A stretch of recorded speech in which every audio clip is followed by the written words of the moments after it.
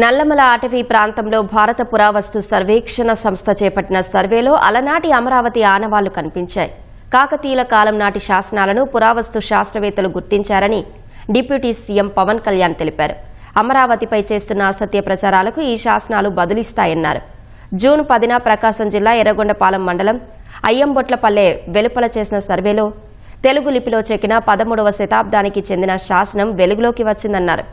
కాకతీయ రాణి రుద్రమదేవి వద్ద సేనాపతిగా పనిచేసిన మల్లికార్జున నాయకుడు నాటి ధాన్య కటకం నేటి అమరావతిలోని బుద్ధదేవునికి కృష్ణానది తీరంలోని వెల్మపల్లి గ్రామాన్ని దానంగా ఇచ్చినట్టు ఆ శాసనం తెలియజేస్తున్నట్టు పురావస్తు శాస్త్రవేత్తలు వివరించారు.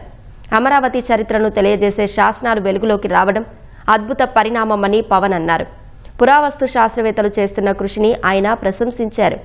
మన వారసత్వ సంపద గుర్తింపుతో పాటు సంరక్షణ బాధ్యతను కూటమి ప్రభుత్వం తీసుకుంటుందని పవన్ స్పష్టం చేశారు. నల్లమల అటవీ ప్రాంతంలో మరింత లోతైన పరిశోధనలకు అటవీ శాఖ తరపున భవిష్యత్తులోనూ పూర్తి సహాయ సహకారాలు అందిస్తామని హామీ ఇచ్చారు. వన్యప్రాణులకు ఇబ్బంది కలగకుండా మన ప్రాచీన వైభవాన్ని భావి తరాలకు అందించాల్సిన బాధ్యత మనందరిపై ఉందన్నారు.